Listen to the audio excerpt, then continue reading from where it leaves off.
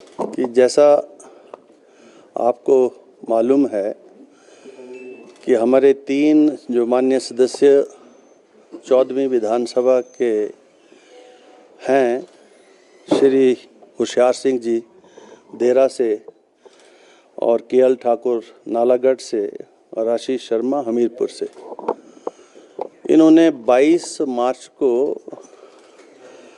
विधानसभा की सदस्यता से जो है वो रिज़ाइन किया और वो रेजिग्नेशन जो था 22 को हुआ। 23 को इन्होंने जो है भारतीय जनता पार्टी को ज्वाइन कर लिया और इसकी इंक्वायरी थी, बीच में चुनाव था। सभी और पार्टीज़ जो हैं, जिसमें एक हमारे पास एक पटिशन भी आई जग सिंह नेगी जी की तरफ से एंटी डिफेक्शन लॉ में, उन सब की इंक्वायरी करने के बाद जो 3 माननीय सदस्यों ने जो अपने रेजिग्नेशंस दिए थे उनको मैंने एक्सेप्ट कर लिया है और वो तीनों अब जो हैं इस माननीय सदन के सदस्य नहीं रहे। They ceases to be a member of the 14th state assembly from today onwards.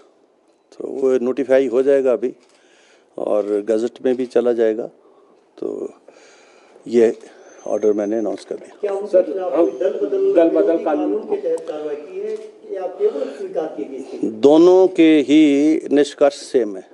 अगर आप रिज़ाइन कर रहे हैं, खुद दे रहे हैं, मेरे पास भी आ रहे हैं, सेक्रेटरी के पास भी आ रहे हैं, तो उसकी जो वॉलंटियरनेस और जेन्युइननेस है वो तो असर्टन हो जाती है।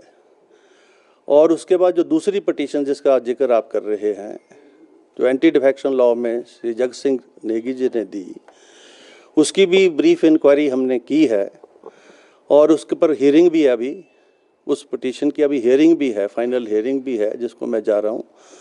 लेकिन चूँकि आज ये फाइनल ऑर्डर पर रखा था मैंने, तो इसलिए उनका जो रेजिग्नेशन है उसको तो मैंने एक्सेप्ट कर लिया। बाकी प्रोसीडिंग्स अभी दूसरी जो हैं, अब नेट रिजल्ट तो ये है कि they cease to the member either way, either if I accept the resignation और they are disqualified. So this is a less harsh order which I am passing. Sir, अभी के लिए उनका इस्तीफा स्वीकार हो गया है, यानी वो अब सदन के सदस्य नहीं रहे। हाँ, सदन के एक्सेप्ट हो गया ऑर्डर, जो है अभी आपको मिल जाएगा साइट के ऊपर। जो जगत सिंह नेगी की पिटीशन है उस पर फैसला कब आएगा सर? आपने कहा कि फाइनल हियरिंग है उसका। उसका जो ऐसा है ना, नेट रिजल्ट तो यही है कि they ceases to be a member of the 14th assembly. इस 14वीं असेंबली के वो सदस्य नहीं रहे, उनका चाहे आप रेजिग्नेशन एक्सेप्ट कर लो, चाहे उनको डिसक्वालीफाई कर दो। तो मैंने एक हार्श ऑर्डर नहीं पास किया है, बड़ा जो है लेस हार्श ऑर्डर पास किया। ये तो अब उसकी जो दूसरी पटिशन है वो इनफ्रक्चुअस हो जाती है और जो इससे पेंडिंग मैटर्स जहाँ कहीं भी होंगे इस रिलेटेड इश्यूज से, वो सारे इनफ्रक्चुअस हो जाएंगे।